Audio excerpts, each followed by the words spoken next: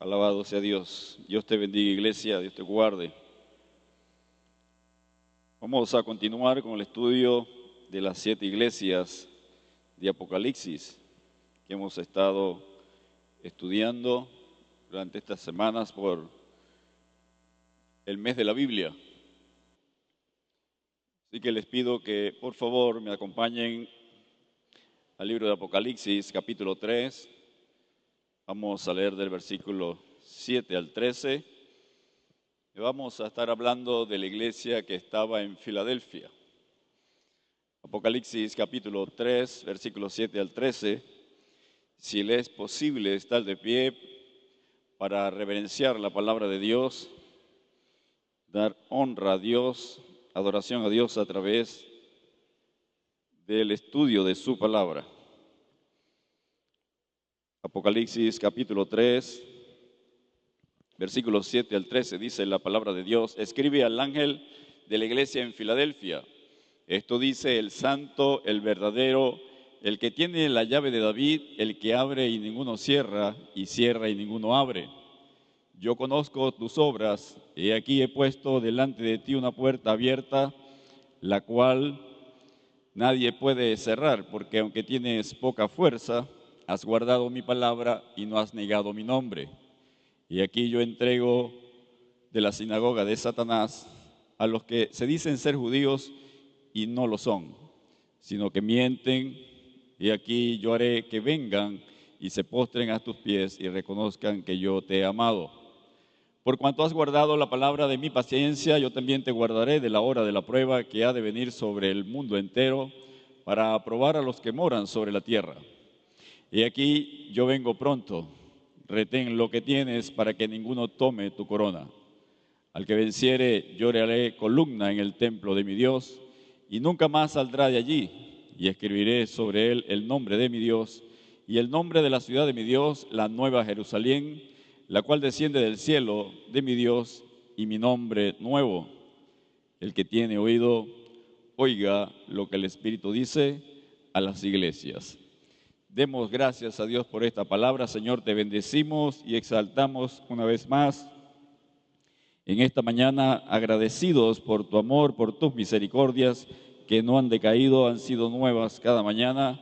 Te damos gracias, Señor, por permitirnos, oh Dios, estar una vez más en tu casa de oración para adorarte a través de la alabanza, a través de la intercesión, y adorarte, oh Dios, a través del estudio de tu palabra.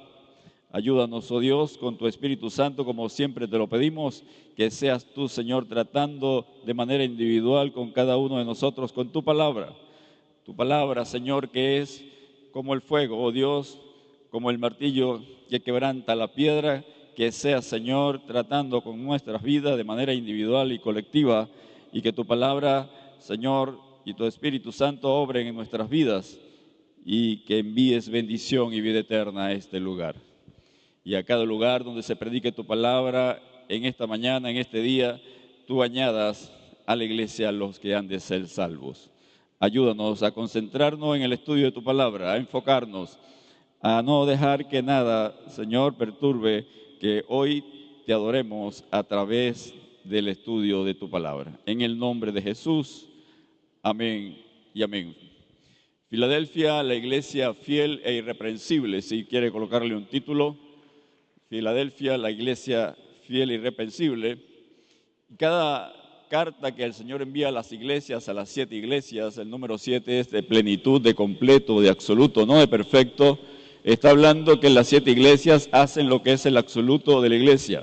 Así que es posible que aquí hayan algunos miembros de la iglesia de Éfeso, es posible que aquí hayan algunos miembros de la iglesia en Esmirna, así que es posible que aquí hayan algunos miembros de iglesia que estaban en Pérgamo, en Tiatira, en Sardis, que eran unos pocos creyentes, los que eran fieles a Dios, y es posible que aquí hayan algunos miembros de la iglesia de la Odisea. Pero Dios quiere que su iglesia, la que Él viene a buscar, la que usted está esperando, ¿verdad?, sea una iglesia fiel e irreprensible, sin mancha, sin arruga, santa. Amén.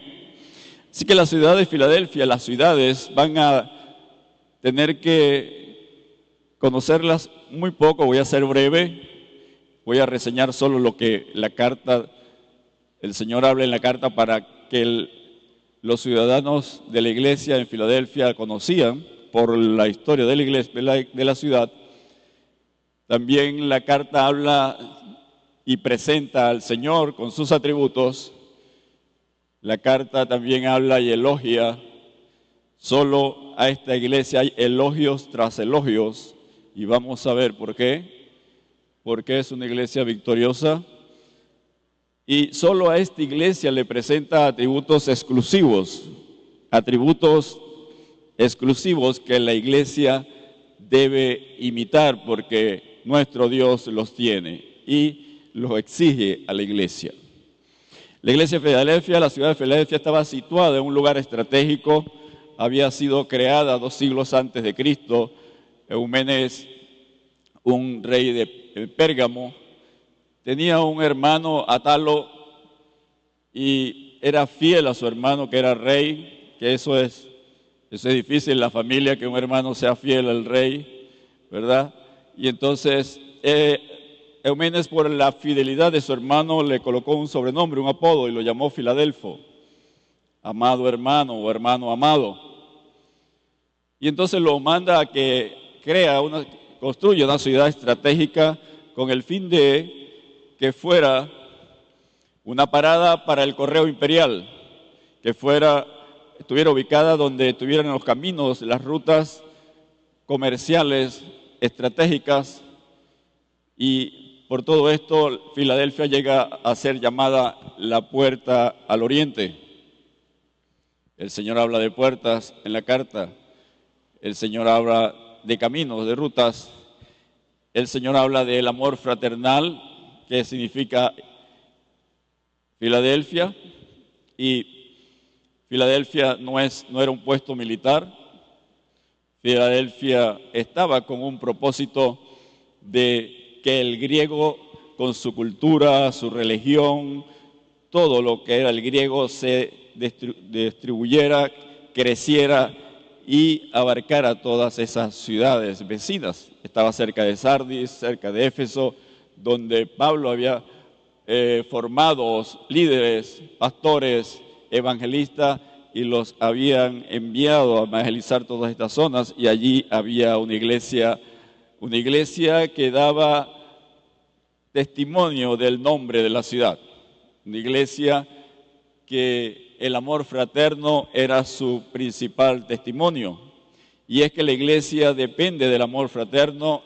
La vida cristiana está basada en amor fraterno, porque es cuando la iglesia cumple la ley de Cristo. Y usted dirá, ¿cómo la ley de Cristo? Sí, Gálatas dice en 6:2 que debemos cumplir la ley de Cristo. La ley de Cristo es el mandamiento que Él dio en Juan 13, 34 y 35, un mandamiento nuevo os doy, ¿verdad? Dijo el Señor, que os améis los unos a los otros, así como yo los he amado. Y eso sí cuesta, amar los unos a los otros. Eso es lo que más cuesta. El Señor dice, os conocerán que son mis discípulos. ¿Cuántos discípulos de Cristo hay aquí? Porque se aman los unos a los otros. Así que aquí no hay de esos que uno viene y le sacan el cuerpo, se van por otro lado para no saludarlo, ¿verdad? No hay de esos acá. Todos nos amamos los unos a los otros, y vaya que cuesta, pero cuando usted tiene a alguien que sabe que es su enemigo, como conoce la palabra, usted se pone a orar por él, porque es una de las cosas que tenemos que hacer por nuestros enemigos, aún en la iglesia, y entonces terminamos amándolos, terminamos aceptándolos como son, y que Dios se encargue de hacer su trabajo en su vida. La iglesia entonces en Filadelfia, una iglesia estratégica, en el siglo XVII un terremoto la destruyó, y entonces Tiberio, el César, la reconstruyó, le cambió el nombre, Neocesarea, y esta iglesia tuvo 3 nombres, por eso las promesas al final de 3 nombres sobre nosotros tienen que ver que la iglesia había sido cambiada de nombre. Los atributos del Señor van a ser resaltados porque es una iglesia que tomó el apodo de Atenitas. no le faltaba ningún templo, habían de sobra más bien. Tiberio la reconstruyó y le hicieron un templo al hijo, a Germánico. Para todos tenían un templo, así que las festividades allí, todos los días, nadie trabajaba, como ayer y antier, ¿no? Entonces no podemos alegar de que la iglesia no puede tener un amor fraternal, ni negar los atributos que el Señor nos va a dar, porque estamos en un mundo perdido y en medio de la idolatría, en fin, ¿no? Dios nos va a enseñar cómo hacerlo. Las iglesias entonces son ese ejemplo y enseñanza en el tiempo de Juan, en el tiempo de la historia y en el tiempo presente. Así que Éfeso, por ejemplo, es la iglesia apostólica que dejó el primer amor. No es que se apartó de Dios, sino que dejó de manifestar el amor fraternal, el primer amor de los componentes del fruto del Espíritu, y se apartó del amor de Dios. Ya no andaban en el Espíritu, sino que andaban en la carne. Si no andas en el Espíritu, si no se manifiesta el amor de Dios, que es la base de la iglesia, andamos en la carne. Esmirna, una iglesia perseguida que representa la iglesia misionera o perseguida en otros países, sobre todo los países musulmanes. La iglesia de Pérgamo, una iglesia corrupta, casada con el mundo, donde estaba el trono de Satanás. La iglesia de Tiatira, que es la iglesia permisiva, representa la iglesia permisiva que permite la corrupción doctrinal y tolera las peticiones del mundo para cumplir sus deseos personales. Es muy crecida y es la iglesia, había una iglesia así en el tiempo de Juan, la iglesia de los tiempos de los corruptismos, siglo VI al XV aproximadamente, la iglesia de Sardis, con un nombre de renombre que estaba vivo pero realmente estaba muerta, y que representa en la historia a la iglesia protestante que en el siglo XVI, a través de Martín Lutero, usa a Dios para que resurja, pero hoy día necesitamos otra reforma de la iglesia. ¿No cree usted? El protestantismo parece que está vivo, pero está muerto. Se ha dejado de hacer y de cumplir las cosas que Martín Lutero colocó y los líderes del protestantismo colocaron como esencia del Evangelio, de la palabra de Dios. Filadelfia representa esa iglesia fiel, incorruptible, santa, esa iglesia que predica la palabra y que es misionera tanto en su sitio local como para el extranjero. Y la Odisea va a representar, que hablarán la próxima semana, a la iglesia apóstata, la iglesia que deja al Señor, le cierra la puerta y deja al Señor por fuera. Y el Señor le toca su puerta, y aquí te toco tu puerta del corazón, déjame entrar, porque si no tu riqueza no te va a llevar sino a la condenación eterna. Así que los destinatarios de esta carta en Apocalipsis 3:7 escribe el ángel de la iglesia en Filadelfia, es el pastor, y miembros de la iglesia, pero el pastor es el principal que debe enseñar el mensaje que da las iglesias y poder tener el discernimiento espiritual para saber quién es de Éfeso. No vayan a levantar la mano, ¿cuántos son de Éfeso? ¿Quiénes son de Esmirna? ¿Quiénes son de Pérgamo? ¿Quiénes son de Tiatira? ¿Quiénes son de Sardis? ¿Y quiénes pertenecen a Filadelfia? ¿Y quiénes son de la Odisea? Para entonces que el mensaje a la iglesia sea para edificar, para confrontar, para redarguir, para consolar, ¿verdad? Y que la iglesia permanezca unida y siendo edificada en el Señor. Los destinatarios pues no conocemos de nombres de personas, simplemente referencias de los padres apostólicos como Ignacio, que pasó por esa ruta que era la ruta del correo imperial y era la carretera que se usaba para llevar rápidamente el correo al emperador. Los romanos fueron especialistas en hacer carreteras. Ignacio, padre apostólico de la iglesia de Antioquía, ahí donde llegaba Pablo a tomar hacía referencia de sus viajes y volvía a salir. Él hizo referencia, pasó por Filadelfia y cada vez que escribía iba rumbo a su martirio en Roma, escribía una carta de aliento, instrucción, elogiaba a la iglesia de Filadelfia. La iglesia de Filadelfia, algunos hermanos cristianos junto con el Policarpo, el padre de la iglesia y pastor de la iglesia Esmirna, una iglesia martirizada, fueron martirizados junto con él, con Policarpo, sucesor del apóstol Juan, en esta iglesia Esmirna. Todas las iglesias van a desaparecer antes del siglo III, excepto la iglesia Filadelfia, que duró hasta el siglo XIV, mitad del siglo XIV, ya a la postrimería del protestantismo. Entonces esta iglesia permaneció fiel no por un tiempo, sino por muchos tiempos, aun cuando los musulmanes tomaron el país de Asia Menor, que es Turquía, ellos permanecieron. El que habla es el Señor de la iglesia. El Señor de la iglesia dice, escribe el ángel de la iglesia en Apocalipsis 3:7, esto dice el santo, el verdadero, el que tiene la llave de David, el que abre y ninguno cierra, y cierra y ninguno abre. Jesucristo entonces se presenta una iglesia fiel, irreprensible, y observa los tres atributos de Jesucristo. Es santo, es verdadero y es una autoridad soberana. Cristo es santo, el Señor es santo. Desde el Antiguo Testamento hasta terminando Apocalipsis, reseña y hace énfasis en el atributo de santidad. En Isaías 6 dice que Él es santo, santo, santo. No lo dice porque sea la Trinidad, lo dice porque en el hebreo la manera de resaltar lo que se quiere pronunciar, como hacemos nosotros en negrilla o en subrayar, es repetirlo. De cierto te digo, dice el Señor 2 veces cuando quiere hacer énfasis. Y aquí son 3 veces, o sea que es un atributo de suma importancia. Los ángeles que están cerca del Señor y los ángeles no caídos, y aún los caídos, respetan la santidad del Señor. Los ángeles que están allí con Isaías, 6 alas, con 2 volaban, con 2 se cubrían el rostro, ¿verdad? Para mostrar el temor, la honra a Dios, y con 2 cubrían sus pies. Y en el Antiguo Testamento es una figura literaria, es un eufemismo. Y pies, excepto en los libros poéticos, significa desnudez. Cubrían su desnudez para dar a entender que debemos cubrir nuestra desnudez para estar ante la presencia del Señor. Pero pies en el Antiguo Testamento significa desnudez. ¿Se acuerdan cuando Saúl entró a la cueva y ahí estaba David con su ejército que lo pudieron haber quitado la vida? Y Saúl entró y dice la Biblia que cubrió sus pies. No fue a dormir, fue al baño. Entonces cuando usted va al baño, si carga pantalones, cubre sus pies, para que lo entienda.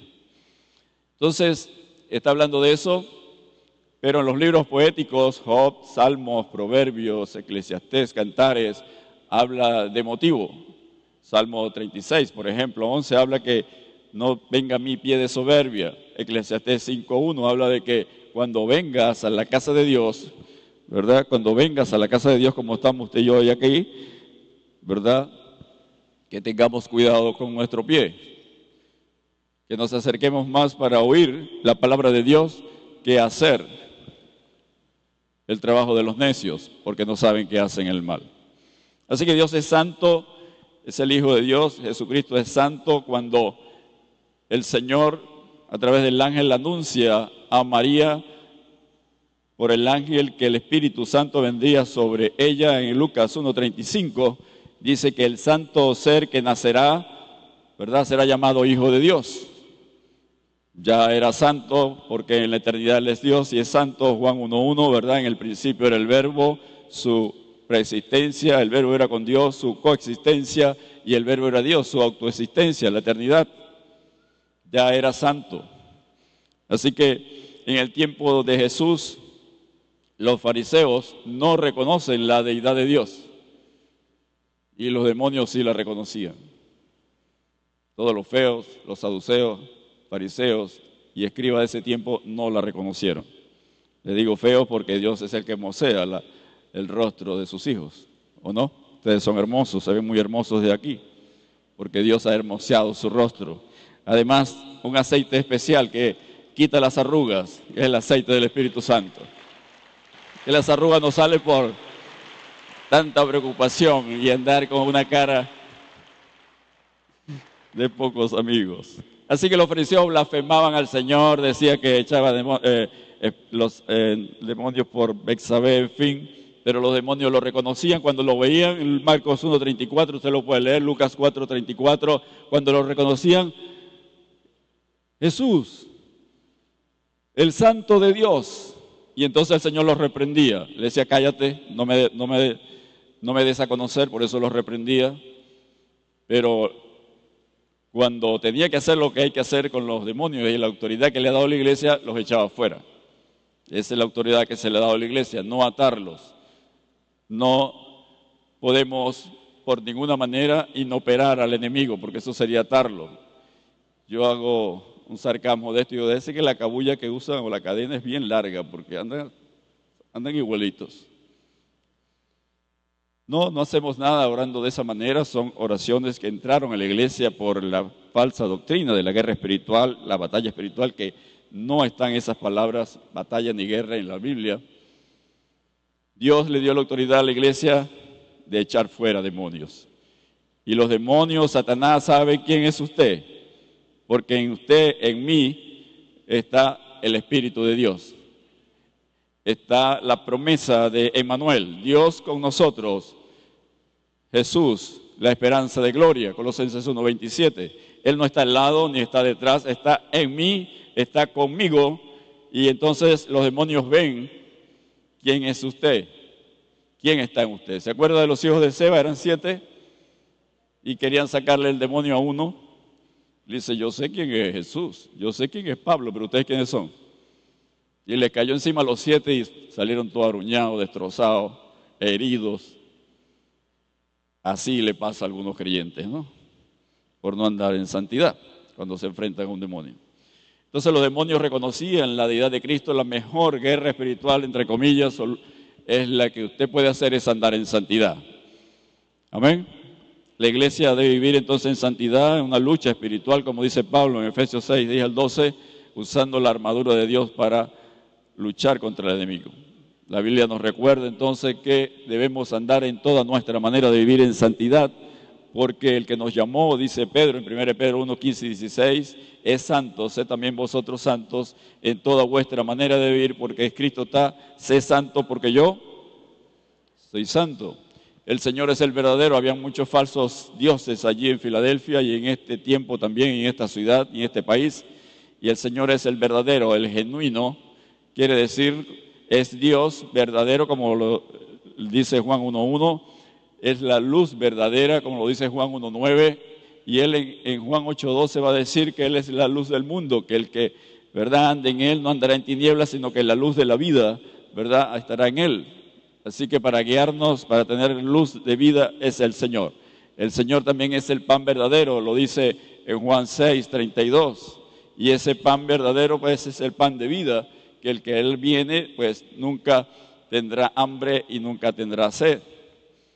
El Señor también es la vid verdadera. Recuerden en Juan 15.1, la vid verdadera es la que da el fruto para que nosotros lo manifestemos. El que permanece en mí tendrá mucho fruto, pero si no, seremos cortados, nos secamos y nos echan al fuego.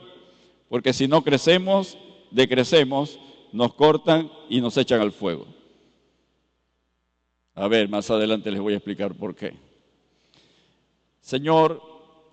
El Señor es la verdad. Ese es muy conocido, Juan 14.6. Él es el camino que nos lleva por su verdad a la vida eterna. Por eso es el camino, la verdad y la vida.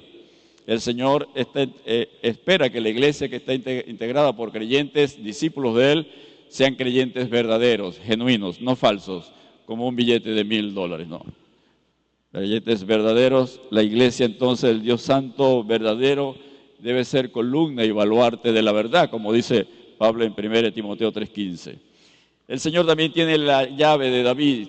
Habla de su autoridad suprema, su control supremo, su soberanía, su voluntad, que nadie la puede manipular ni cambiar, porque su trono no está en la tierra, que lo puedan ir a llevar ofrendas o manipular con dinero o con regalos. Su trono está sobre los cielos. Y Él es el Señor de señores, Rey de reyes, quien nadie puede manipular. Cuando habla de David, préstele atención, porque Pablo y los evangelios y las cartas de Juan están haciendo referencia al Mesías. Cuando Pablo dice Cristo Jesús, linaje de David, está diciendo el Mesías, encarnado en Jesús hombre, el único heredero de David. ¿Por qué? Porque todos los herederos del linaje de David murieron cuando Sedequías es tomado por el rey Nabucodonosor, le quita la vida a todos sus hijos. Ya Ezequiel lo había profetizado 5 años antes en una parábola de una endecha. En Ezequiel 19:14 dice que no quedará vara para el cetro de David. No hay rey, por eso no ha habido más rey en Israel. El rey que falta es el Señor, el Mesías, y por eso la genealogía de Mateo, que demuestra que viene de David, y la genealogía de Lucas, que muestra que vienen de David tanto José como María. Entonces habla del Mesías, habla que el Señor ha puesto un rey, he puesto mi rey sobre Sión, cumpliéndose el Salmo 2:6, es la voluntad de Dios y eso no será cambiado. Eso no puede ser cambiado. Cristo, cuando resucitó, afirmó su autoridad. Toda potestad me es dada, ¿dónde? En el cielo y en la tierra. Y Él le da autoridad a la iglesia, una autoridad delegada. Pero cuando hacemos lo que dice la palabra de Dios, no cuando hacemos o repite lo que usted quiera repetir, porque usted no puede hacer descender la voluntad de Dios sobre alguien, por ejemplo. Usted no puede orar así, eso es herejía. Usted y yo no podemos atar al diablo, hacerlo inoperante, eso es herejía. Satanás solamente será atado una sola vez. Apocalipsis 20, 1 y 2. En el milenio, para que no haya influencia demoníaca en el milenio, durante 1000 años. Al final del milenio es desatado para que pruebe los corazones de lo que se convierten en el milenio y luego viene su juicio en Apocalipsis 20, 10. Por eso los demonios cuando conseguían a Jesús le decían, epa, todavía no es nuestro tiempo, déjanos ir a los cerdos, le dijeron. Jesús no los ató, Jesús no los envió al infierno. Tampoco los envió a los lugares desiertos que uno los vive enviando. Entonces los hermanos de Mara y de Coro están bravos porque viven los desiertos ahí llenos de demonios. Tenga cuidado entonces porque Pablo manda en 1 Corintios 14, 15 que oremos y cantemos con entendimiento. Amén. Él reclamó su autoridad. Pablo dice que le fue dado un nombre sobre todo nombre para que en el nombre de Jesús se doble toda rodilla de lo que está en el cielo, en la tierra, debajo de la tierra, y toda lengua confiese que Cristo es ¿qué? El Señor. ¿Y por qué se le dio esa exaltación? Porque obedeció, con obediencia hasta la muerte, y muerte de cruz, fue obediente. Y es algo que va a exigir a la iglesia, y esta iglesia de Filadelfia lo hacía, era obediente. Hebreos 5, 7 al 9 también lo dice, que fue perfeccionado en la obediencia, o sea que completó la obediencia, la plenitud de la obediencia. Cristo, vemos que su sacrificio expiatorio, ¿verdad?, permite que el pueblo judío pueda entrar en esa promesa del linaje de David, que es el pacto davídico dado en 2 Samuel 7, de versículo 10 al 12, al 16. Y por eso Él dice en la cruz, la primera palabra de Cristo en la cruz, Señor, perdónalos porque no saben lo que hacen. No había sacrificio expiatorio para un pecado voluntario y a Él lo crucificaron los judíos voluntariamente. No había expiación para ellos. Y Jesús dice, Señor, perdónalos porque no saben lo que hacen. Pasa el pecado voluntario a un pecado de ignorancia que sí tenía expiación. Y por eso Pedro predica en Pentecostés y se convierte en 3,000 judíos. Luego predica y se convierte en 5,000 judíos. Porque Dios en su misericordia, ¿verdad?, en su sacrificio era para toda la humanidad, aún para los judíos, su pueblo, que lo había llevado voluntariamente a la cruz. Esos son atributos especiales que la iglesia debe vivir. La iglesia debe poner en práctica. Debemos andar en santidad, debemos ser verdaderos, debemos ser, ¿verdad?, y vivir y manifestar la autoridad que Dios le ha dado a la iglesia de manera correcta. Sigue el versículo 8 al 10, donde habla de los elogios de la iglesia. Yo conozco tus obras, y aquí he puesto delante de ti una puerta abierta, la cual nadie puede cerrar. Apocalipsis 3:8. Dios conoce nuestras obras. Dios sabe con qué intención usted hace y sirve en la obra de Dios. Y cuando dice aquí, le está diciendo, pon interés, presta atención, oye, escucha, porque he puesto delante de ti una puerta abierta, la cual nadie puede cerrar. ¿Se acuerda que Filadelfia fue llamada la puerta al oriente? Él le está hablando de que también tienen una puerta abierta. No dice cuál, pudiéramos decir que es la del Evangelio, pero Dios ha abierto la puerta de la salvación para que estemos en comunión con Dios, en paz con Dios, como dice Romanos 5.1, ¿verdad? Que justificados por la fe, pues tenemos paz para con Dios por medio de nuestro Señor Jesucristo. La paz de Dios solamente la podemos obtener cuando estamos en paz con Dios. Y Dios ha abierto esa puerta para los que hoy no son salvos puedan tener la oportunidad de ser salvos. ¿Recuerdan el tiempo de Noé? Hubo un tiempo, 120 años, la puerta del arca estaba abierta. ¿Y quién la cerró? Dios la cerró, mas nadie pudo entrar. Solo 8 fueron salvos. Hoy el tiempo de la gracia del Señor ha sido más condescendiente, tolerante, paciente. Tuvo 120 años de paciencia en el tiempo de Noé. Con nosotros lleva ya 20 siglos y no ha venido. Así que estemos, ¿verdad?, preparados, apercibidos para su venida. La salvación es a través de Él, ¿verdad? Es la única manera de llegar al Padre. Y a la iglesia le pide y le abre la puerta para vivir en santidad. Porque si hubiéramos pecado, como dice 1 Juan 2.1, abogado tenemos para con el Padre. Y la sangre de Jesucristo, su Hijo, nos limpia de todo pecado. Así que no tenemos excusa para vivir en santidad.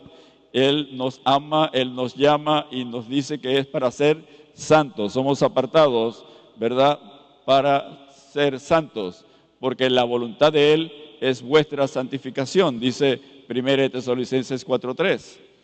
Esa es la voluntad de Dios. Y Él es santo, su iglesia tiene que ser santa. El Evangelio, dice Pablo en Romanos 1.5, que exige obediencia a la fe, obediencia para la salvación. Dios abrió la puerta de la oración para que oremos y tengamos ahí una manera de defendernos, de edificar también y de, ¿verdad?, orar los unos por los otros. Dios abrió la puerta del testimonio para que seamos fructíferos. Usted y yo hagamos obras de fe.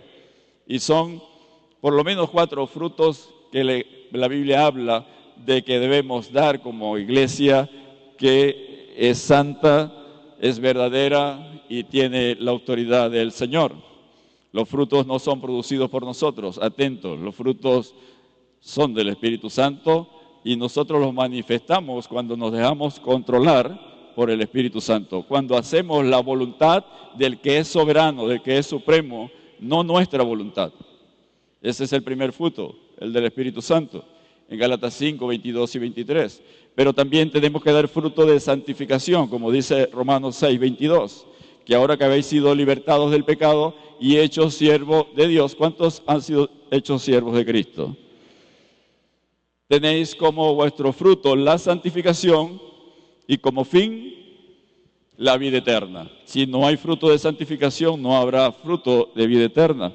Tenemos también el fruto del crecimiento espiritual para llegar a la estatura del varón perfecto, creciendo, porque si no crecemos cada día a la estatura del varón perfecto, nos quedamos enanos espirituales y en lugar de crecer, decrecemos. Ese es el motivo de decrecer. Y también tenemos que dar fruto apacible de justicia, que son nuestras obras de fe, como dice Santiago, y ese fruto apacible de justicia normalmente no lo alcanzamos a dar si no hay disciplina, pruebas en nuestras vidas. El escritor a los Hebreos dice en Hebreos 12, versículos 9, 10 y 11, que nuestros padres nos disciplinaban como ellos sabían y los venerábamos. Dice, ¿por qué no más bien, verdad, honramos al Padre de los Espíritus? Que la traducción correcta debería ser el Padre de nuestro Espíritu, ¿verdad? Y participamos de la santidad de Él. Así que la disciplina en el tiempo presente no es agradable, dice el escritor a los Hebreos, ¿verdad? Es fuerte.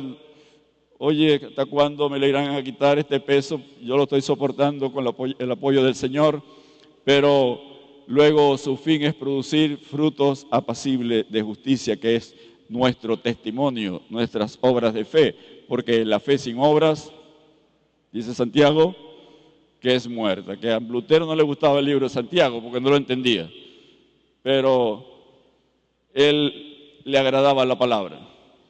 Él decía, el Evangelio, Lutero, no está solamente en la Biblia, está también en los cielos, están los astros, están los árboles, están los animales, están los pájaros, decía Lutero. Aprendamos teología, dice Lutero, de las aves de los cielos, para no andar triste. Saben mucha teología las aves de los cielos, siempre están cantando, amanecen cantando, no peleando como algunos. A veces andamos peleando, nos acostamos peleando y nos levantamos peleando. Ay, ay, ay.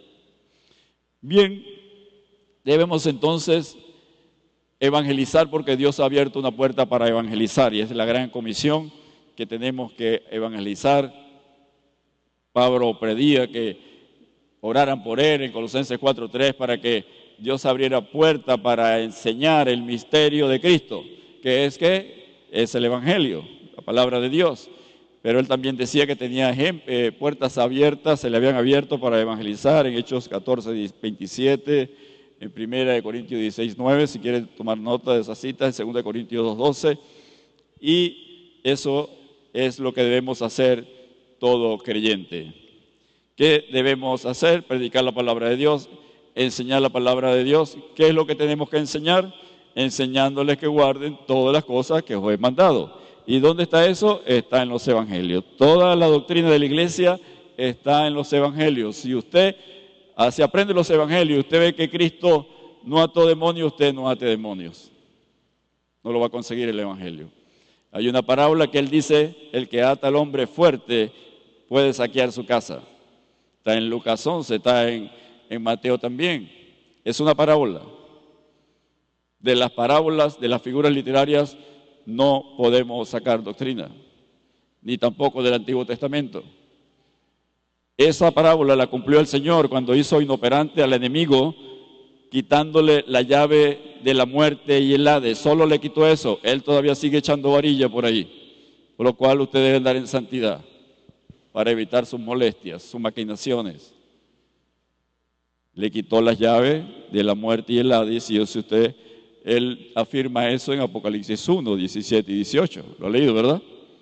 Es uno de los atributos que muestra aquí en las cartas de Apocalipsis. Será totalmente inoperante, hecho inoperante y lanzado al lago de fuego en Apocalipsis 20:10. Usted puede leer allí, después del milenio, es eso, en la eternidad. Pablo nos exhorta a que debemos predicar la palabra de Dios de varias maneras. Nos dice que enseñemos con la palabra de Dios en 2 Timoteo 3:16, ¿verdad? Porque su utilidad es para todo, para enseñar, redarguir, y que todo hombre de Dios sea perfeccionado en toda buena obra. Nos exhorta a que prediquemos el Evangelio en tiempo y fuera de tiempo, redarguye, reprende, exhorta con toda paciencia y doctrina, en 2 Timoteo 4, 1 al 2. Así que debemos predicar el Evangelio. Dios también ha abierto puertas para el servicio. Dios ha abierto esa puerta para que nosotros sirvamos en su obra, seamos servidores. Y antes de que usted empiece a orar por mí, yo le voy a explicar algo. La iglesia no necesita señores, sino siervos. El único Señor de la iglesia es Jesucristo. Amén.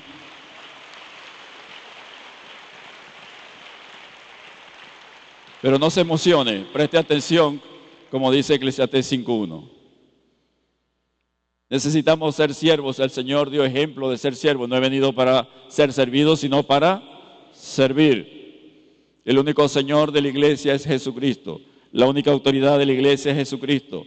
La iglesia tiene autoridades espirituales. El Padre, el Hijo, el Espíritu Santo, la Biblia son espirituales. A nosotros nos es delegada autoridad que es Cristo en nosotros.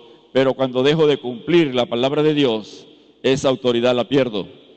Porque la autoridad es el Señor. El poder lo tiene Dios, no la oración, no mi boca, no mis palabras. Esa confesión de fe, superfe, es una falsa doctrina. Di lo que quieras y te van a dar una camioneta. Di lo que quieras y vas a tener un hombre rubio de 2 metros. Di lo que quieras, ¿verdad? Confiésalo y lo vas a obtener. Esa doctrina es la prosperidad, falsa doctrina de la superfe, confesión de fe que vino parte de ella de Corea del Sur, de Yopal-Gichot, con sus 4 dimensiones, su libro que escribió, todavía está en la iglesia. Y viven declarando, decretando. No, hermanos, si usted declara y decreta, quiere decir que lo que está diciendo se va a hacer. Y lo que se hace es la voluntad de Dios, no mi voluntad. Así grite, así zapatee, así haga lo que haga, así me emocione, así lo aplaudan. No se va a hacer si no es la voluntad de Dios, porque Él es la autoridad, el Señor de señores y Rey de reyes. Y la iglesia debe aprender, debemos aprender que tenemos que hacer la voluntad de Dios. El que quiera ser siervo, el que quiera ser el primero, el Señor dijo, entre vosotros será vuestro siervo. Y hay un problema porque el Señor dice que seremos siervos inútiles, pero hasta que hagamos todo lo que tenemos que hacer. Todavía ni siquiera hemos llegado al título de siervo inútil. ¿Sí me entendió? Lo repito, el título que nos van a dar es siervos inútiles. Y nos los darán cuando hagamos todo lo que tenemos que hacer. Amén. No me cree a mí, léalo en Lucas 17:10, allí está. Por ahí se lo va a conseguir. Amén. Entonces debemos ser siervos. Tengamos cuidado con nuestra conducta, con nuestro liderazgo, con nuestro pastorado. Tengamos cuidado con la coordinación del departamento, el ministerio que nos han colocado. No levantemos falsos testimonios a los hermanos, ni calumnias, ni chismes, ni murmuraciones, porque creo que me está quitando el puesto. Y hay que sacarlo de allí. Aquí estamos completos, él está sobrando. Cuidado, porque eso es tropiezo para los pequeños de Cristo. Y el Señor, uno de los pecados que más aborrece es la falta de amor fraternal. Por eso esta iglesia, ¿sabe cuál va a ser el juicio para las naciones? El mayor juicio para las naciones está en todos los profetas, Edom, cuando él venga. ¿Y quién es Edom? Descendientes de Esaú. ¿Y qué hizo Esaú? Se gozaron cuando Nabucodonosor estaba destruyendo a Judá. Se gozaron cuando le estaban quitando la vida a sus hermanos. Y dice, hiciste un crimen y bien fuerte, y por eso yo mismo te castigaré. Isaías 63, 1 al 6 está la profecía. Y hay de Edom, hay de aquellos que hacen tropezar sus pequeños, dice Mateo 18, del 1 al 6. Mejor es que se busquen una buena piedra, se la aten al cuello y se echen un buen baño en el río más cercano, ¿no? Aquí hay uno bien cerca, el lago de Maracaibo. Hay del que hace tropezar a mis pequeños. Esos pequeños no son niños, esos pequeños son usted y yo en la iglesia. Y eso pasa mucho en los ministerios, por la envidia, por querer ser mejor que el otro, por querer ser el dueño del ministerio, por querer salir en el selfies, por querer en las fotos nada más, pero no servimos al Señor con verdadero amor a Dios. Tenemos que ser verdaderos, no falsos. La falsedad es fácil de ver, la hipocresía a Dios no le agrada. Entonces el líder espiritual, Cristo manda que guardemos, obedezcamos su palabra. Y el cuerpo de Cristo tiene una sola cabeza y en el cuerpo de Cristo todos somos iguales, si no lo sabía. A ver, antes que empiece otra vez a orar por mí. En el cuerpo de Cristo todos somos iguales. ¿Lo ha leído? Lo ha leído en 1 Corintios 12, del 12 al 26. ¿Lo ha leído? Bueno, ahí está, si no lo ha leído. 1 Corintios 12, 12 al 26. Es importante porque uno de los problemas que más se ve en la iglesia es el roce entre los hermanos. Y entonces los hermanos que son nuevos en la fe o que aún no han hecho piel de cocodrilo, como yo les digo, o que no saben darse ellos mismos palmaditas en el hombro para seguir adelante, decaen, se desaniman y terminan yéndose de la iglesia porque otros hermanos le quieren quitar el cargo. No importa, ¿verdad?, que otros digan, no te unas con ese porque vas a estar rayado, como me dicen a mí. No te unas con ese porque vas a estar rayado. Y entonces te saca el cuerpo, ¿no? Tranquilo, no hay problema. En el cielo no van a haber rayados. En el cielo van a haber hermanos que han practicado el amor fraternal, lavados con la sangre de Jesucristo. Tenga cuidado, tengamos cuidado. Tengamos cuidado. Una iglesia del servicio honra al Señor con su servicio. La iglesia de Filadelfia era una iglesia fiel, irreprensible, porque era una iglesia victoriosa por tres aspectos. Lo dice aquí en el versículo 8, tres aspectos. Tenía poca fuerza, había guardado mi palabra, dice el Señor, y no has negado mi nombre. Solo tres aspectos se necesitan para que la iglesia sea victoriosa. Que tenga poca fuerza. Poca fuerza no es espiritual. Poca fuerza puede ser poca fe. Poca fuerza puede ser poco dinero. Eran esclavos, la mayoría no tenían dinero. La iglesia hoy día dice necesitamos más dinero para evangelizar, necesitamos más dinero para esto. O sea, el dinero se ha vuelto el Señor de la iglesia y Jesucristo, bien, gracias. Así que la iglesia de Filadelfia tenía poca fuerza. La iglesia de Filadelfia había aprendido lo que es tener el poder de Dios por nuestra debilidad, como Pablo aprendió, ¿verdad? ¿Se acuerda? Que Pablo le pidió 3 veces al Señor que le quitara el aguijón y Pablo recibió esta sugerencia. Bástate mi gracia, porque mi poder se perfecciona en el dinero. No. Cuando estudiamos la escalera al éxito, no. Se perfecciona, ¿verdad?, en la debilidad. En que usted venga a Dios con las manos vacías. Señor, yo no puedo. Solo tu Espíritu Santo en mí lo puede hacer. Que los adoradores vengan cada domingo en la mañana. Señor, yo no puedo, aun cuando soy experto en el teclado, en el piano, en fin, en los instrumentos, en voces. Señor, yo no puedo, si tú no te manifiestas en mí. No tiene que decir amén. Bástate mi gracia, porque mi poder se perfecciona en la debilidad. La iglesia con poca fe, la fe como un pequeño grano de mostaza es una bomba atómica en cualquier lugar donde esté. Bástate mi gracia, dice el Señor. Así que yo recuerdo a un misionero que lo aprendí de él, decía, tenía que ir a hacer misiones con los indios y pasaba por los traficantes de droga y decía, Señor, dame una gotita de tu gracia para hacer esta obra. Solo un poquitico de su gracia necesitamos para servir al Señor, para tener ese poder que no es nuestro, es del Señor. Amén. Y la iglesia entonces se le transfiere su poder cuando la iglesia no se cree superior a nadie. La iglesia es victoriosa, número 2, porque guarda la palabra de Dios. Pero ¿qué debemos hacer para guardar la palabra de Dios? Si usted no la conoce, no la va a guardar. La iglesia tiene que enseñar la palabra de Dios, tiene que predicarla, tiene que vivirla, hay que enseñarla. Y de los púlpitos y de los sitios de estudio se ha perdido la palabra de Dios. Dice, enseñándoles todo lo que es enseñado. La escalera al éxito, es que algunas Biblias son raras, y entonces enseñan en eso. Debemos tener presente siempre que nos da la oportunidad Dios de enseñar, de predicar, que sea la palabra de Dios que hable, no nosotros. Amén. Guarda. Este verbo original significa atesorar, escuchar con atención y ponerlo en práctica. En forma figurada significa oír, como cuando un general del ejército le da una orden a su soldado. Soldado, sí señor, escuche atentamente y póngalo en práctica. Eso significa guardar, que escuchamos atentamente la palabra de Dios y la ponemos en práctica, la obedecemos. A Josué el Señor le dijo, solamente esfuérzate y sé valiente.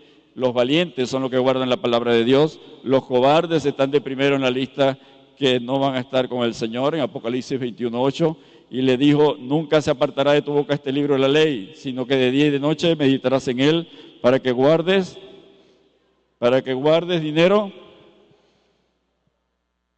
para que guardes y hagas conforme a todo lo que está escrito, porque entonces harás prosperar tu camino y todo te saldrá bien.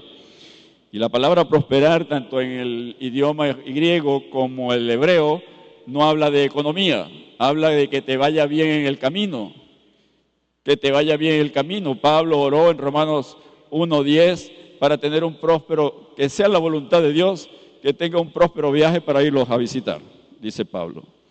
¿Y el viaje fue próspero? Sí, fue próspero. ¿Hubo un milagro de Dios? Claro que sí, lo salvó del naufragio. Llegó arriba de una tablita nadando ahí a la isla de Malta. ¿Y por qué fue próspero? Porque allí el Señor lo usó para sanar muchos enfermos, sanó al papá de Publio, y entonces cuando se fue, 3 meses después, le dieron ofrendas. Y con esas ofrendas, él pagó 2 años la casa que tuvo por cárcel alquilada. La casa estaba alquilada y la pagó Pablo, dice el libro de Hechos, allí sus últimos versículos, capítulo 28. Entonces, ese milagro no le gusta mucho, llegar en una tablita a la orilla. Quieren ir en primera clase, ¿verdad? Con servicio exclusivo de primera clase. Pablo no, iba ahí preso, con los demás presos, con los demás esclavos. Le tocó igual nadar, llegar montado una tabla para ser salvo, y llega y lo muerde una víbora. Y los nativos de la isla estaban pendientes. Este sí que bien malo. Casi que muere por el naufragio, ahora se va a morir por la serpiente. Y estaban viendo a ver si se moría. No se murió, por supuesto. Pablo no estaba tentando a Dios, estaba sirviendo a Dios. El Señor en el Nuevo Testamento dice, si me amáis, guardad mis mandamientos, ¿verdad? Juan 14:15 es el medidor de cuánto amamos a Dios. El que me ama, mi palabra guardará, y mi Padre le amará, y vendremos a él y haremos morada con él. El que no me ama no guarda mis palabras. Lo otro que hacía son 3 aspectos: una iglesia de poca fuerza, una iglesia que guarda la palabra, una iglesia que no niega al Señor. Cuando usted y yo no amamos la palabra, cuando usted y yo no estudiamos la palabra, cuando usted y yo le damos prioridad a otro servicio que estudiar la palabra de Dios, meditar en ella, amarla, querer crecer por el estudio de la palabra de Dios, cuando no amamos la palabra de Dios, ¿qué sucede? Tampoco amamos al Señor, negamos al Señor. ¿Y qué debemos enseñar? Pues enseñándoles que guarden todas las cosas que os he mandado. Amén. Toda la Escritura es inspirada por el Señor y está hecha para instruir, para enseñar, para redarguir, para corregir, para instruir y para hacer a todo hombre de Dios que sea perfecto, enteramente preparado para toda buena obra. Segundo de Timoteo 3, 16 y 17, una cita muy conocida, pero que no lo ponemos en práctica. Significa obedecer, guardar al Señor para no negar al Señor. Usted dirá, ¿cuál es el peligro de negar al Señor? Mateo 7, 21 al 23. Hay otros ejemplos en el Antiguo Testamento, como el de, mientras usted va buscando Mateo 7, 21 al 23, hay otros ejemplos como el de Saúl. Saúl profetizó con los profetas, fue cambiado en otro hombre. Profetizó con los profetas, pero desobedeció al Señor. Y Samuel le llega en primera de Samuel 15, le mandan a que acabe con el pueblo de Amalek. Y llega Samuel a que le rindan cuentas y lo primero que dice Saúl, yo le obedecí a Dios. Y por allá las ovejas y los bueyes y la vaca, muy mentiroso, diciendo, no, pero yo le obedecí a Dios. Y no le había quitado la vida al rey y se había traído todos los animales de ellos. Saúl le dice, se complace Jehová tanto en los holocaustos y víctimas como que se obedezca a la palabra de Jehová. Ciertamente el obedecer es mejor que los sacrificios, el prestar atención que la grosura de los carneros, porque como pecado de adivinación es la revelación, la rebeldía a Dios, y como ídolos, idolatría, la obstinación. Por cuanto tú desechaste la palabra de Jehová, Él también te ha desechado para que no seas rey. Cuando desechamos la palabra del Señor, no la obedecemos, tengamos cuidado. Hay que tener cuidado cuando la enseñamos, que sea sana doctrina, porque no todo es sana doctrina. Tenemos que tener cuidado cuando desobedecemos la palabra de Dios y no ser desechado.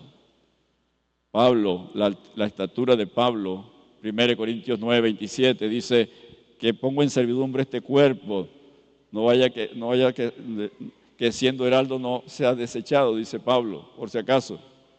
Santiago 3.1 dice, los maestros, los que quieren ser maestros, ¿cuántos maestros hay aquí? ¿No hay? ¿Sí hay? Maestros de la palabra. Dice que tengamos cuidado porque mayor condenación hay para nosotros al desechar la palabra de Dios. Saúl desechó al Señor y el Señor lo desechó. Oseas 4:6 dice que el pueblo pereció por falta de conocimiento. Pero no leemos lo que sigue. Por cuanto desechaste mi palabra, yo te desecharé del sacerdocio. Por cuanto desechaste mi palabra, yo desecharé a tus hijos también. O sea, una fuerte reprensión allí. Debemos entonces amar, crecer en la palabra de Dios, en su conocimiento, no negar al Señor, entender las consecuencias de negar al Señor, de que el pueblo de Dios fue destruido por la falta de conocimiento. Dice el Señor en Mateo 7, lo consiguió, 21 al 23, no todo el que me dice Señor, Señor entrará en el reino de los cielos, sino el que hace la voluntad de las tortugas ninja, como dice alguno, no. La voluntad del mundo, no. ¿La voluntad de quién? De mi Padre que está en los cielos. ¿Dónde está? En los cielos. Y por lo tanto, no vamos a poder manipular esa voluntad. Está sobre los cielos.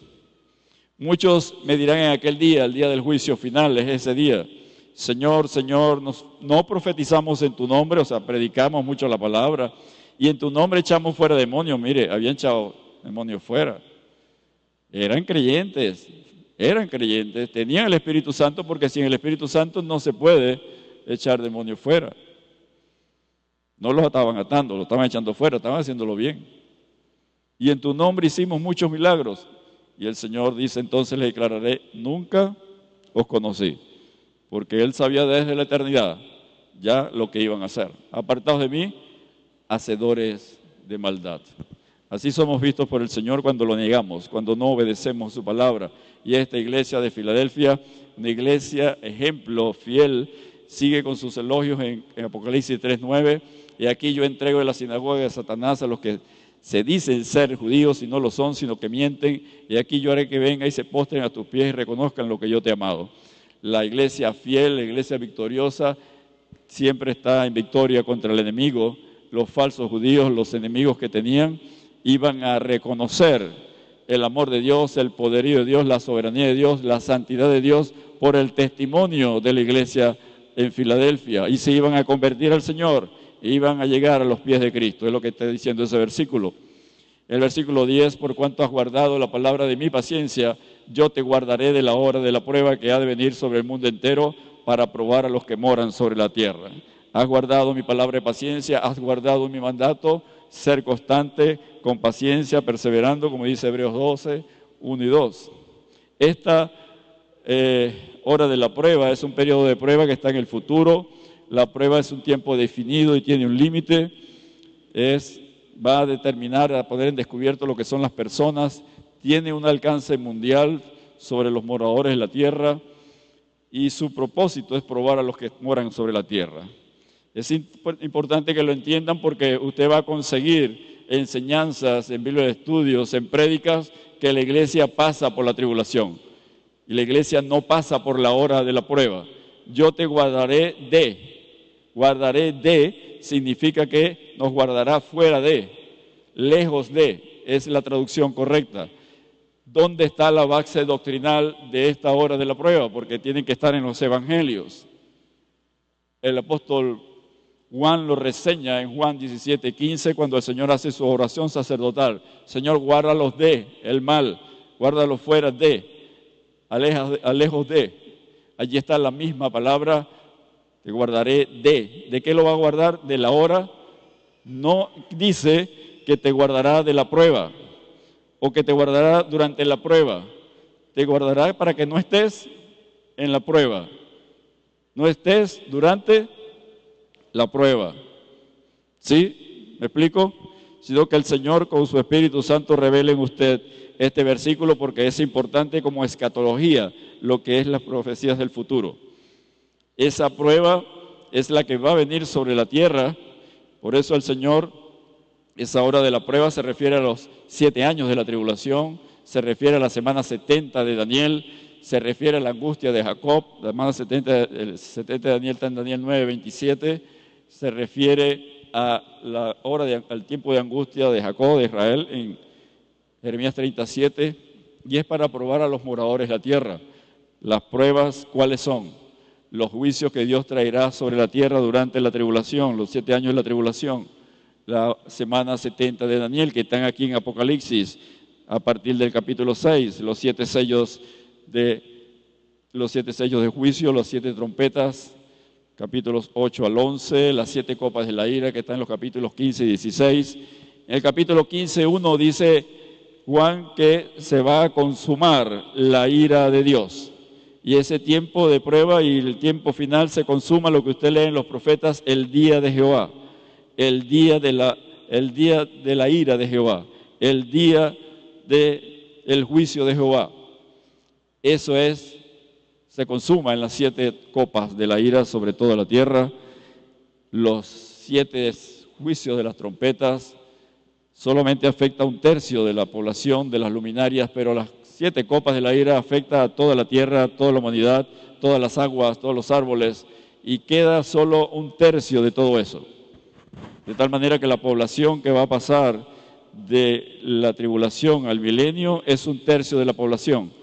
¿Cómo decir la población de Latinoamérica?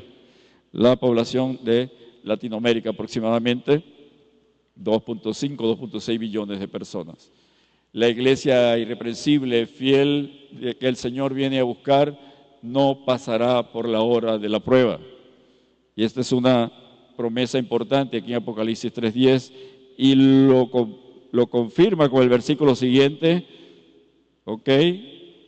Tienes el anterior, que es el 8, tienes el posterior, que es el 11, y aquí yo vengo pronto. Ese vengo pronto no es el mismo que usa en las iglesias que le va a hacer juicio. Si no vengo ante ti, quitaré el candelero, no es el mismo verbo. Aquí es el día de Jesucristo, el día de Cristo. El que empezó la buena obra en usted y en mí será perfeccionado hasta el día de Jesucristo. ¿Y cuál es ese día? Ese día es que la iglesia va a ser arrebatada, el rapto de la iglesia. El venir de Cristo por la iglesia no es igual que la segunda venida de Cristo. La venida de Cristo es antes de la tribulación, la venida de Cristo por la iglesia, el día de Jesucristo. En Filipenses 1:6 lo conseguimos, en Filipenses 2:16, para que asidos de la palabra de Dios, dice Pablo, abracen la palabra de Dios para que yo me goce el día de Jesucristo, el día que nos arrebate el Señor, resucite la iglesia. Filipenses 3:20 y 21 dice que nuestra ciudadanía está en los cielos y Cristo vendrá por nosotros. Y son promesas que están en la doctrina, base doctrinal está en los evangelios. Evangelio 14, versículos 3, el Señor dice que vendré y os tomaré a mí mismo, ¿verdad? Voy a hacer moradas preparadas para ustedes y vendré y os tomaré a mí mismo para que donde yo estoy, vosotros también estéis. El rapto de la iglesia antes de la tribulación. Apocalipsis está escrito con 4 visiones de Juan. El capítulo 1 es el pasado, el capítulo 2 y 3 es el presente, lo dice el mismo libro aquí en Apocalipsis capítulo 1, versículo 19.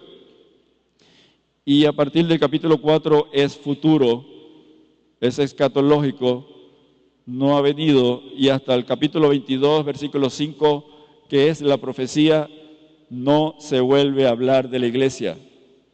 Las promesas que el Señor da en esta carta son para la iglesia. Santos del Antiguo Testamento y la iglesia son promesas especiales. Usted y yo como iglesia viviremos en la nueva Jerusalén, no en la nueva tierra. Habrá nuevo cielo y nueva tierra. La iglesia vivirá en la presencia del Señor en la nueva Jerusalén. Los que se convierten en la tribulación vivirán en la nueva tierra. ¿Ve la diferencia? Eso lo enseña Apocalipsis 21, 22 al 26. Y lo promete aquí el Señor, que tendremos un nombre sobre nosotros, el nombre de la ciudad de Dios, la de la nueva Jerusalén. Estaremos allí, es una de sus promesas. Así que el Señor viene pronto. ¿Cuánto lo esperan? Si usted estuviera seguro que el Señor viene después del culto, ¿qué haría al finalizar el culto? Si no le habla a su hermano, si se raya porque se reúne con su hermano, si ha tenido molestias con su hermano, le ha pisado el callo y se quejó, lo maltrató, porque usted quiere ser señor del departamento, del ministerio, no siervo. Tengamos cuidado y vivamos siempre en santidad, preparados. No espere la próxima Santa Cena el domingo porque el Señor puede venir entre semanas. Dice que viene pronto, en cualquier momento. No se confíe, no nos confiemos, debemos vivir en santidad todos los días, hasta en los sueños tenemos que vivir en santidad. Las promesas, 3:12, yo haré, dice, al que venciere, lo haré columna en el templo de mi Dios, y nunca más saldrá de allí, escribiré sobre él 3 nombres. Lo hace columna. Recuerda que la iglesia de Filadelfia fue devastada por un terremoto, los habitantes se fueron a vivir fuera de la ciudad, en cabañas, para que no les fuera a caer el techo encima, y no tenían columnas. Él dice, te voy a hacer columnas, las columnas son firmes, no se mueven. Usted puede quitar una pared de una casa, de un edificio, pero si quita una columna se cae todo el edificio. La columna es que nos hace firmes, nos garantiza que Dios está con nosotros, que ni un terremoto lo va a poder quitar de nuestras vidas, sino que para mí el vivir es Cristo y la muerte es ganancia. Pasaremos a la presencia de Dios, a mejor vida donde no hay terremotos. Amén. 3 nombres sobre nosotros que nos dan garantía de propiedad de Dios, de comunión con Dios. El nombre de mi Dios estará sobre nosotros. El nombre de la ciudad, mi Dios, nos da garantía de que la ciudadanía del cielo, si vivimos con poca fuerza, ¿qué más? Guardando la palabra de Dios. ¿Cuál es el tercero? No negando al Señor. Ve que no son muchos ni difícil. Con poca fuerza, que la fuerza sea del Señor. Guardando la palabra de Dios y no negando al Señor. La nueva Jerusalén, la cual desciende del cielo de mi Dios, seremos guardados allí por la eternidad. Esa es nuestra morada que el Señor fue a preparar. No va a perder la visa por ningún motivo, nadie se lo va a poder quitar de ser ciudadano del cielo, como dice Filipenses 3:20. Y por último dice, le daré un nombre nuevo. Cuando Tiberio César reconstruyó la ciudad de Filadelfia en el siglo XIX, siglo XVII, después de Cristo, le puso un nombre nuevo, Neo Cesarea. Cristo le está diciendo, pondré mi nombre nuevo sobre ti. Tendrá un nombre nuevo y el significado es que somos propiedad de Él, comunión con Él, pero lo más importante es que se nos revelará completamente como persona, como es Cristo. Qué hermoso, ¿verdad? Que no lo vamos a poder conocer completamente en su palabra, porque no tenemos la mente para eso. Amén. Finalmente nos exhorta el que tiene oídos, oiga lo que el Espíritu dice a las iglesias. No todos son vencedores, no todos llegan a la meta, necesitamos perseverar, necesitamos escuchar y hacer. Los atletas pueden ganar, pero si hicieron trampa y usaron dopaje, le quitan el premio, le quitan la corona. Tenemos que retener lo que el Señor nos ha dado hasta el final, perseverar en santidad, guardando la palabra de Dios, no teniendo la confianza en nuestras fuerzas, nuestro dinero, sino nuestra sabiduría, nuestro conocimiento, nuestra juventud, sino en la fuerza del Señor, porque Zacarías 4:6 dice que no es con ejército, no es con la billetera, no es con la escalera al éxito, no, es con mi espíritu, dice el Señor, es con mi Santo Espíritu. Amén. Así que hoy Dios ha abierto una puerta para que la iglesia que está así como desanimada tome ánimo, se recupere, se fortalezca con las promesas del Señor. Ha abierto una puerta de que si usted está apartado del Señor, se reconcilie con Él. Los amigos que nos visitan, les ha abierto una puerta hoy para que sean salvos y puedan vivir en la nueva Jerusalén celestial. ¿Cuántos están aquí? ¿Cuántos amigos nos acompañan hoy que quieren vivir en la nueva Jerusalén celestial? ¿Cuántos son valientes que se atreven a guardar la palabra de Dios? Hoy te invito a que si deseas conocer al Señor, deseas servirle a Él, vivir para Él el resto de tus días, puedas venir a Él de manera voluntaria, te levantes de donde estás, allí en las bancas, y puedas venir aquí adelante y nos des el privilegio de orar por ti y atenderte para que empieces a vivir con la familia de Dios, el cuerpo de Cristo, y pasemos a ser de las tinieblas, del reino de las tinieblas, al reino de la luz admirable. Dios tiene esa puerta abierta para ti. No la ha cerrado aún. No esperes que la puerta se cierre y venga la hora de la prueba, de la tribulación. No espere que esa puerta se cierre y no tengas oportunidad. No esperes y digas, no, yo me arrepiento al final de la vida. Y si te da un infarto, ¿cómo te vas a arrepentir? No te va a dar tiempo de arrepentirte. Así que yo sigo a Cristo, como dice la alabanza. Yo sigo a Cristo, ¿verdad? Permaneceré en Cristo. Y esa es la puerta que Dios te ha abierto. Bienvenidos los jóvenes. Tienen toda una vida para servir al Señor. Tienen toda una vida, úsenla para servir al Señor. Sírvale al Señor. Bienvenido, hermano. Estamos esperando. Usted tiene tiempo para venir al Señor. Ya vamos a finalizar. Tiene tiempo para servir al Señor, pero primero tiene que venir a Él, arrepentirse de sus pecados. Y no hay pecado que Él no pueda perdonar. El sacrificio en la cruz del Calvario lo hizo para que todos nuestros pecados fueran perdonados. Todo pecado que usted confiese y se arrepienta, Él lo va a perdonar. Él va a limpiar tu vida con la sangre derramada en la cruz del Calvario. Arrepiéntete de tus pecados. Entra por la puerta estrecha y tienes que entrar solo, sin equipaje, sin el peso del pecado. La maleta del pecado no cabe por la puerta estrecha. Tiene que ser sin pecado, arrepentidos, reconociendo que somos pecadores y que necesitamos de Cristo.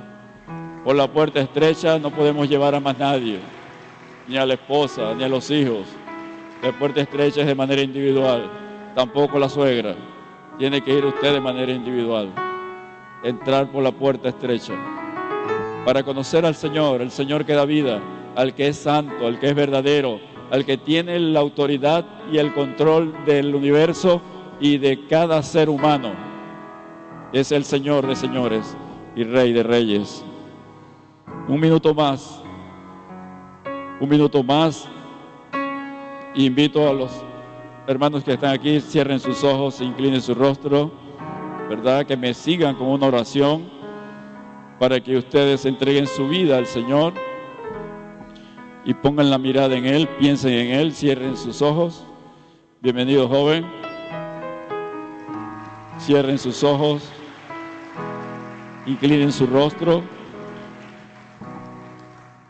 sigan al Señor, no a los hombres, obedezcan su palabra, no las doctrinas de hombre, y obtendrán el premio supremo de la vida eterna. Repitan conmigo: Señor, hoy he escuchado tu palabra, hoy he escuchado tu exhortación, tus promesas. Reconozco que he estado apartado de ti, que necesito de ti. Me arrepiento de todos mis pecados, de mi vida antigua. Te pido que me perdones, que me laves con la sangre de tu Hijo Jesucristo, que me des salvación y vida eterna. Que tu Espíritu Santo venga a vivir, venga a morar en mi corazón. Que escribas mi nombre en el libro de la vida eterna. Que escribas mi nombre sobre mí de la ciudad celestial, la Nueva Jerusalén. Quiero vivir allí contigo por la eternidad, la morada eterna. Gracias, Señor.